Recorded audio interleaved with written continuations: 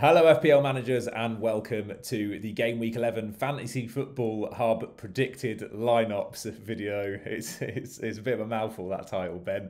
Back again after a 1 week hiatus due to my terrible Wi-Fi last week. Good to be back, Ben. Thank you for joining me on this busy Thursday evening. How you doing? Yes, mate, I'm good. I'm good. And don't forget you were on holiday before that. So it's actually been a while since we've sat down and had this tete-a-tete. Looking forward to it. Looking Mate, forward to getting the show on the road. Fergie did a great job, perhaps too good a job, filling in for me. I am back. It's good. I've missed our repartee. Is that the word? Bants. Bants. There's already been far too much French in this video for my liking, so let's quickly move on. Anyone who's watched this video before will know the drill by now, but for those who haven't, we're going to use the predicted lineups article on fantasyfootballhub.co.uk. It is accessible, well, most of it is only accessible to members, but for this video, we go through every single lineup. And Ben will take us through any of the key talking points from each club. We run alphabetically, which means we will start with Arsenal. And Ben, there is a growing interest in Arsenal as an FPL team to invest in. What's the latest on their injuries? Yeah, relatively clean bill of health. The main talking point being Kieran Tierney. He's missed the last two Premier League games and Carabao Cup with what was reported as an impact injury, left ankle, bruising to the bone. Mikel Arteta was fairly confident that he would return to the matchday squad ahead of the early kickoff with Leicester last weekend. Of course, that wasn't the case. And his post-match update, slightly concerning in that he said, we had that shift from he should be back to, well, actually, we don't know when he will return. And training ground images this week, he hasn't, certainly up until Wednesday that I'm aware of, hadn't been anywhere near the group. So that suggests that Tavares could once again start at left back. Okay, interesting. And interesting to find out whether even if Tierney is fit to play, whether he actually deserves a place back in that team. Tavares has done very well in his stead, a bit like Fergie filling in for me, to be fair. Okay, let's move on to Aston Villa, and quite the opposite to Arsenal. They're on a very downward trend at the moment as far as their results go, losing 4-1 in game week 10. Anything we should know about these guys, Ben? Yeah, lots going on at Villa. Unfortunately for Dean Smith, we know Ezri Konsa got sent off against West Ham. Tyrone Mings was not selected for that start 11 last week, so that opens the door for him to return. Better news with regards to Jacob Ramsey. Smith reported a high ankle sprain last weekend. That was incorrect. High ankle sprain would indicate potentially a 4 to 6 week spell on the sidelines. It was just a straightforward eversion sprain. He was back on the training pitches on Wednesday, which means he's absolutely fine. Other key talking points, no old boys reunion for Danny Ings. He's not returning to St. Mary's. That's a COVID-related absence. We don't know whether he's self-isolation through close contact or the fact that he's tested positive. Dean Smith wouldn't give us anything on that. And the other one being Douglas Luiz, hamstring injury. He's also out of the game. Everyone's favourite 4.5 million enabler in midfield out. And yeah, shame to hear about Danny Ings. That's one script this weekend that won't be written. Okay, Brentford, plenty of interest in the Bees, especially given the fact that they host Norwich in game week 11. And from a quick glance, all the players you'd want to be playing are there. Certainly Tony and Mbeumo up front. Were you surprised, Ben, to see that Mbeumo was benched last week? Not really. We know he's been managing an ongoing hamstring issue. He hadn't trained a great deal, took part with the squad on Thursday, and then it was determined if he could come through that final session on the Friday. Due to the nature of that injury, high recurrence, high re-injury rates, I think Thomas Frank made a good decision in keeping him out that start 11. But he's been with the group all week, and providing he can complete that final session this week with no problems, no reaction, I firmly expect him to be back in that starting 11. Definitely a boost for the just under 5% managers that own him. Brighton, they are part of the evening kickoff on Saturday at 5:30. And again, a pretty good game week. 10 for them. Trossard getting on the score sheet in that false 9. Any news that we should know about here, Ben? Maybe the news to Dan Burn, and while he mightn't have high ownership within FPL, that could potentially have ramifications on how Graham Potter sets up that back line. And of course, Tariq Lamptey as well is sniffing around his start. Shouldn't be too far away. Has impressed twice from the bench. I think it's against Manchester City and Liverpool. But just in terms of fitness and on form, I've got Veltman back in there, right back. Webster as well. He's also in and around that squad. But given the fact that they went to Anfield, got a great result when it looked against them, particularly in the first half, I've stuck with the same starting 11.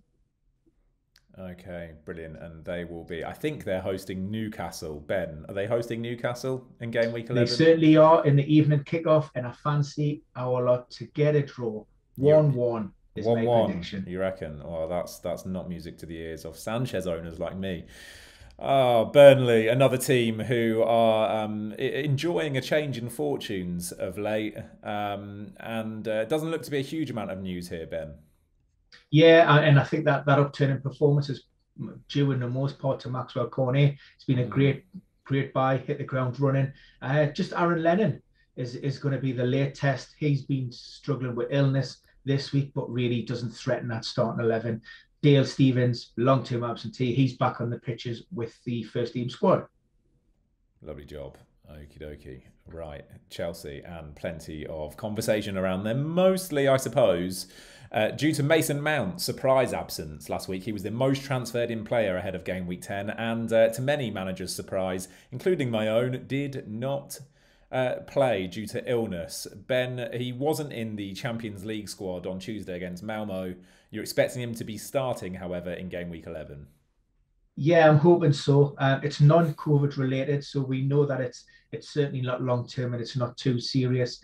He is included in the England squad. So again, that suggests that it was just a case of the fact that he hadn't had enough sessions in his legs before that Champions League tie. So Thomas Tuchel didn't want to take any risks. So therefore, he should be in and around. I expect him to be very close. Others that, you may consider, there's a lot of talk about Reece James for obvious reasons. And does he start? I think he has to on the back of that performance against Newcastle. And I think Azpilicueta starts, and that unfortunately is probably bad news for Andreas Christensen, who drops out of that back line. What's the logic behind predicting that Christensen's due a rest? I mean, we've seen Azpilicueta on the bench for a couple of games. He's the captain. And I like Christensen, but I just think with Silva and Rudiger, they're the two players that Thomas Tuchel would prefer to start. And it's that third sort of centre-back space, which is always the one that's up for grabs. And I just think that Azpilicueta's probably got more in terms of freshness about him. Last week I would have said Azpilicueta over James with Christensen in, but I just think you cannot drop Reece James on the form he's in off the back of those 2 goals and a clean sheet. But we know, Thomas Tuchel, he's the new tinker man. He's up there with Pep now in terms of his rotation. So look, I either nail this starting 11 or I get absolutely nowhere near it. Okay, yeah, it is tricky.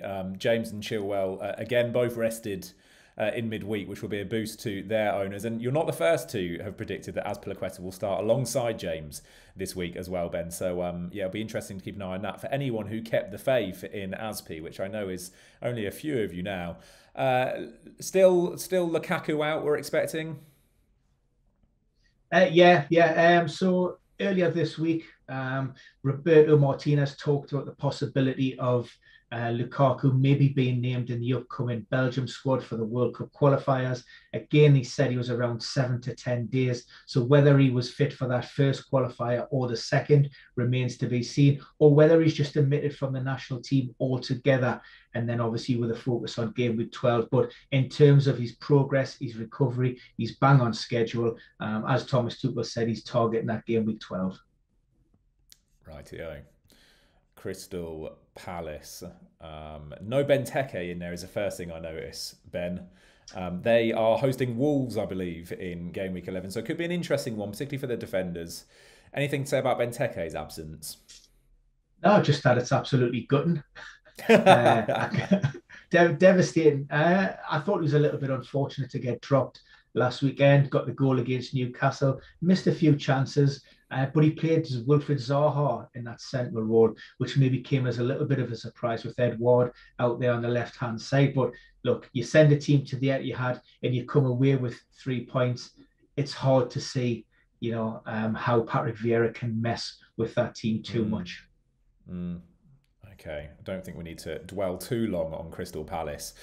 Everton, another team we probably don't need to spend too long on. They are playing the much talked about Spurs on Sunday at 2:00. And again, I don't see any Calvert-Lewin in your predicted 11, Ben. Yeah, so it's going to be post-international break. I would suggest game week 12 at the very earliest. But even then, it might be a push. I think more realistic, you could be talking late November. The main talking point would be the left-back place. We've seen the absence of Lucas Digne at Molineux on Monday night. That was reported as a little bit discomfort in the hamstring. Now, we know that Digne has been dogged with these problems for quite a while now. Picked up an injury in the Euros and then recently was released from the national team during the last international break. So we'll need to hear from Rafa on Friday for a bit of an update. If he can train and come through that session, then fine, he's in. Otherwise, they won't take any risk given the number of injury problems they've already had this season. I miss Digne as an FPL asset, I've got to say. It's a shame that FPL managers collectively don't particularly care about his injury status at the moment, certainly from an FPL perspective anyway. Leeds United, plenty of interest in them. Still no Bamford, although I don't think that will come as a surprise to many FPL managers. Raphinha in there. Can we say that Raphinha has a clean bill of health now, Ben, or is there still, that dreaded yellow flag hovering over his head? As far as we're aware, Raphinha looks to be in the best health status that he has been for quite a while. We know that there've been ankle issues, hip and groin problems, late returns. So, it's always been a bit of a conundrum with the Brazilian. Of course, we've got another international break coming up, so we could have it all to come again. So the green lights for him. I've actually got him placed is that number 7 or 10 role. That may not happen. We've seen Rodrigo drop a little bit deeper and Harrison go as a striker. I think James can play in there. So Marcelo Bielsa has that flexibility with that front four. With regards to Bamford, even if he has been on the training pitches this week and trained fully, which to my knowledge he absolutely hasn't, he won't be thrown in there. You have a fitness, you have a return to match fitness, and then you also have a Marcelo Bielsa fitness, and he's nowhere near that. So, yeah, Bamford out until after the break. Okay, Bamford not Bielsa fit yet then. And actually, Rodrigo, his replacement, has scored 2 goals in his last 2 games. So, they're not suffering too severely as a result of that absence, it could be argued. Okay, Leicester, another team yet to really find their stride this season. What do we have to say about them, Ben? Anything in particular? Well, they have a Europa League tie coming up this evening, so that's just ahead of recording. There is a little bit of a sickness bug going through the Leicester camp. That affected mainly Harvey Barnes and James Maddison, also James Justin, but he's not considered anyway at the moment. And Ricardo Pereira missed out last weekend due to muscular tightness. They're all there or thereabouts. Brendan Rodgers said if they don't make that Europa squad on Thursday, then he's fairly confident that all 3 players will be available on Sunday. Rightio. Okay, so definitely one to keep an eye out for then as far as their lineup tonight goes. Liverpool, and they did play, as we record, last night on the Wednesday night. Most notably, perhaps, it was Firmino who ended up limping off straight down the tunnel as well, Ben, which is slightly ominous. As you've acknowledged on your predicted lineup here, it does open the door for Diogo. Yeah, absolutely. I suppose if you're looking for a silver lining from an SPL's perspective, that almost locks Jota into that team now. So good news on that front. You're not to and fro on whether you should bring them in with those 3 in attack. Jurgen Klopp doesn't really have anywhere else to go with Firmino sidelined. We know that he's just returned from a hamstring problem. He spent around about a month on the sidelines, and it wouldn't surprise me if we had a similar spell out around about 4 to 6 weeks, although imaging will confirm the severity of that problem. Good old Imogen. What a woman. In terms of their fullbacks, we saw that Robertson was rested. Shimicas was played in his place against Atletico. Alexander-Arnold, meanwhile, had a fantastic game, but played the full. Well, I think he was substituted in the last minute, so I suppose not technically the full game, but basically the full 90 minutes. We've seen Alexander-Arnold rested before this season following a Champions League 90-minute spell. Is there any concern that maybe we'll see that again, or do you feel like he's made himself somewhat undroppable? I mean, is anybody undroppable? I think maybe only Salah, really, and maybe Alisson in that Liverpool squad. We've seen Sadio Mane dropped in recent games.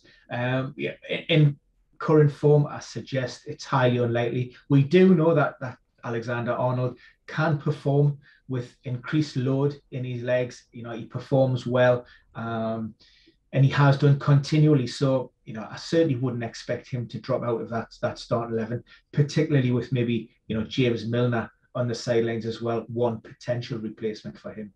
Good to hear. Manchester City, blimey. I mean, anyone's guess really, isn't it? But I suppose most notably for FPL managers, the holy triumvirate there of Foden, Cancelo and Diaz all make your predicted 11, despite the fact that the former two, Foden and Cancelo, both featured very, very prominently in their midweek Champions League game. You're expecting the two of them to return for their Manchester derby. It's an early kickoff as well, Ben. Is it too quick a turnaround? You know, not if it had been maybe a Thursday night game, then maybe. But look, more than 48 hours, I think it should be absolutely fine with that. Mm. And we know that Cancelo has started a hell of a lot of games, both for club and country this season. And maybe this year, which has been different from others, we've seen Pep stick predominantly with a strong core of players. He said, you know, he's talked about if you performances on the pitch, then you deserve your start in the next game. So that's, I mean, there is a potential that maybe Cancelo could swap flanks. We know that Kyle Walker has picked up a knock on his foot. That's to be assessed and the severity to be determined. If that's the case, Cancelo could come in on the right and maybe Zinchenko on the left-hand side. And of course, I've got John Stones coming in to replace the suspended Aymeric Laporte. But of course, you know, with Pep, it could quite easily be somebody like maybe Nathan Ake who could drop in there. Yeah. Okay. Cool. It's a huge game for them. Whichever way you spin it, that Manchester derby will always be important. So you want to see your best players in those games. So on that basis, Mr. Free assists midweek, I think Cancelo. Yeah. Why would you drop him at the moment? Speaking of their opponents, let's have a look at Manchester United. Solskjaer would be a brave man to rest Ronaldo again after the criticism he received last time he tried it. Looking fairly standard there, with I suppose the conspicuous absence of Paul Pogba, who is he still suspended? Paul Pogba is suspended. We're also missing, and this is key for me, the absence of Rafael Varane. He's picked up a hamstring issue. Yes. And that's potential massive ramifications in terms of how Ollie may want to set up his team. He's went to this 3 centre-backs following that heavy defeat to Liverpool. Of course, Bayern Maguire will be in there. There are question marks over the fitness of Victor Lindelof. He was injured on Monday in training, and that kept him out of the Champions League tie against Atalanta. We do know that it's a minor problem. He's included in the Sweden squad for the upcoming World Cup internationals, and therefore think that he should just be able to shake off that problem. And that's why we've went with that 3 at the back again. If Lindelof isn't fit, and we should find out on Friday, you know, then it'll be more of an orthodox, probably a 4-2-3-1. I told Ben off air before we start recording that I was out of the loop when it comes to injuries, and the fact that I've just forgotten Varane's injury, potentially one of their key players against a team like Man City, is testament to that. Newcastle, Ben Dinnery's darlings. And what have we got to say? You must be a happy man. Now, I don't think we've spoken since Wilson has returned to the team, Ben. He has, I mean, what an impact he's made since he's been back. Anything to mention from an injury point of view? Not really. The only Martin Dubravka returned to the matchday squad last weekend. If Graham Jones wants to freshen things up following that defeat, then maybe Carl Darlow makes way. But he hasn't really been at fault. So Joe Willock's been managing a toe problem for a while. That's why he's been out the squad. But I just think, if he's in the squad, he's got to start along with Almiron. We need to start picking up points. We need to attack. And I think, like I say, I've got a sneaky feeling we could take a point from the MX. Well, they do have a couple of decent fixtures coming up. Norwich on the horizon as well for Newcastle. So maybe a couple of weeks' time we can spend a little bit more time in these videos on Newcastle. I'm sure you'd love that, Ben. Oh, Norwich, bless their hearts. I really don't want to spend too long here, Ben, because I'm fairly confident very few managers will be investing in them. They've got Brentford away. I mean, it should be a decent fixture for them, but no fixture is a decent fixture for Norwich at the moment. Anything that you want to mention before we move on? Ben Gibson back from suspension, but I keep Omar Bamidele in the starting 11. And that means Jan Ulis and Brandon Williams out of the side. I think he just deserves that chance following his goal and a half decent performance against Leeds last weekend. Agreed. Yeah, definitely. He does seem to be. If you're going for a 4 million enabler at Norwich, it was Williams. That's who I've still got in my team. I think now he's the man to be looking at. Okay, Southampton. They of course feature in the Friday evening kickoff against Aston Villa. Really good fixture for them, and lots of focus on their front too. Mostly because of, is it Broja? Might be pronouncing that awfully. Yeah, that was a tough call, and I think realistically, I think Shea Adams starts. His goal at Watford was a goal of the month contender for October, so I think he's in there. That leaves it's a straight fight between Adam Armstrong and Armando Broja, as I would say. He's just returned to full team training this week, later on this week. So maybe Ralph Hasenhüttl may consider the fact that he's been on the sidelines now for around about 10 days, just that little bit of sharpness, and he may feel he has more of an impact from the bench. Of course, the Southampton asset that most managers will be focusing on is their right back Livramento, who well, the question is, do you bench him, do you not? Ben, do you own Livramento? He's one of the ones that I do. On 6 returns in his last 7 games, 18-year-old with a massive future ahead of him. He starts. Yeah. How can you bench him 6 and 7? Especially against Aston Villa as well. I think one of the teams with the worst XGC and XG at the moment. Yeah, potential clean sheet and attacking returns for him. Okay. To bring the XTC. Sorry. Guaranteed to bring you lots of XTC. Oh God. If I have Ben, to it's been a while, it's just not as funny. Can you just spell out that joke for me, just so I can really understand it? Okay, Tottenham Hotspur. Plenty of talk about Tottenham, of course, with the acquisition of their new manager, Antonio Conte. I mean, to be fair, I'm not seeing any huge surprises in here, Ben. Is this a case of a new manager coming in and maybe feeling out what he's got to work with? We certainly don't know at this point how much influence Antonio Conte will have on his team at this point in time. We know that Conte does favour a 3 at the back, and that would be a way that he'd want to go. Maybe the Europa Conference tie on Thursday night may give us some insight. I understand he will be in the dugout, but again, in what kind of capacity and how much work has actually been done on the training ground to this point remains to be seen. I'm going to soundbite this now for the future. I think Matt Doherty, could fit into Antonio Conte's new system, and he might be a fantasy asset that you want to consider going forward. He's done little to nothing since his time at Tottenham, but he ticks a lot of boxes in terms of the way Conte likes to set up his team. So he'll be a player that I'll be keeping my eye on in the short to medium term.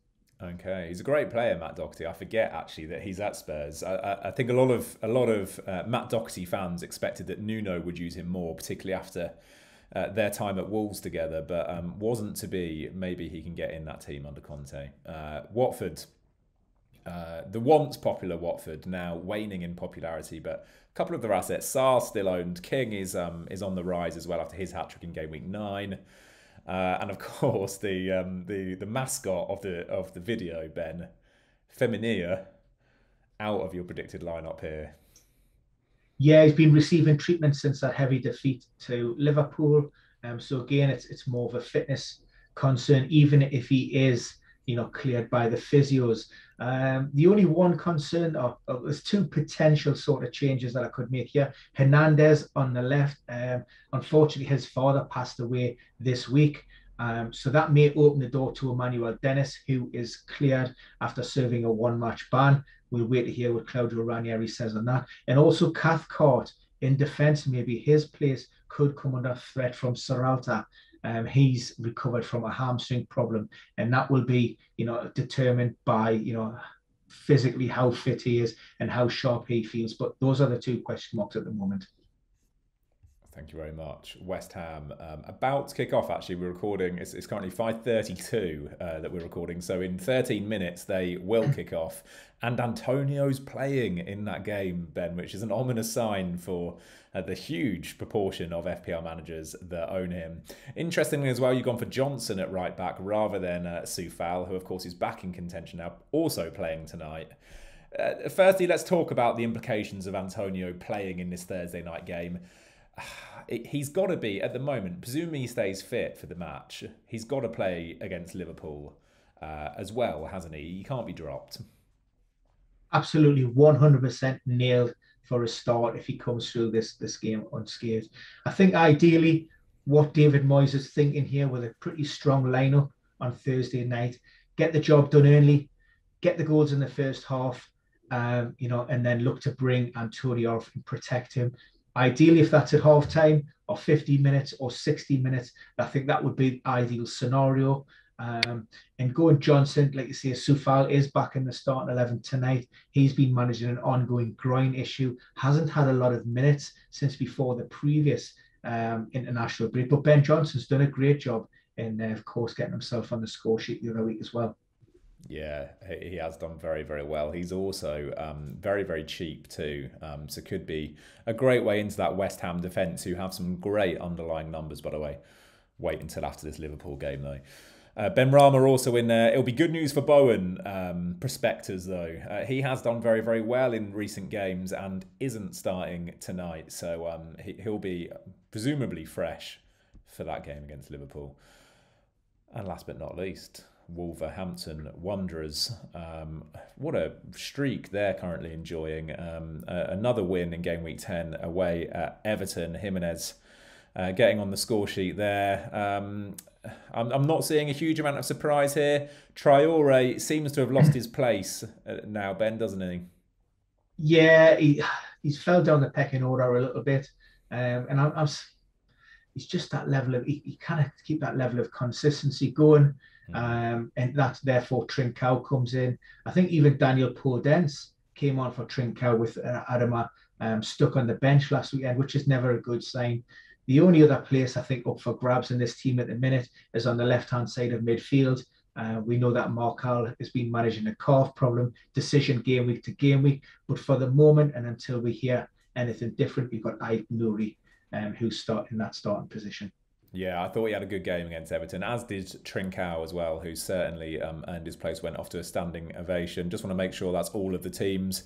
I usually forget one. And Ben, that's it, sadly, regrettably. That is it. The teams are done. Thank you so much for taking time out of your Thursday. I know it's incredibly valuable as we get nearer to the deadline. Remember, viewers, it is a Friday deadline, 6:30 GMT. So make sure you get your teams locked in before then. And keep an eye on this document, like I always say. Ben will be updating it as other news breaks. Do we have any press conferences tomorrow, Ben? Or are they pretty much all done now? We have absolutely loads. Oh, We've really? only had five scheduled press conferences today. We may have some post-match European team news to update tonight, but ultimately we're going to have at least 10, 12, possibly even up to 15 press conferences all tomorrow. So that document will be getting updated throughout. I bet you can't wait for that. What a busy day you're going to have tomorrow. All right, mate. Well, I really appreciate it. Thanks ever so much. And take heed. Is that the phrase? Take heed of Ben's words. Go on to fantasyfootballhub.co.uk. If you click the top tab, which is Game Week 11 tips, You'll find this right at the top of that page. That's probably the easiest way for you to find it. I'll also link it down in the description below. If you've enjoyed this video, give it a thumbs up. Ben, good luck for Game Week 11, mate. By the sounds of your team, you're probably going to need it. And we'll be back. We'll take a week off next week for the international break, but we'll be back ahead of Game Week 12 to bring you all the latest injury news. Hopefully, there won't be too many.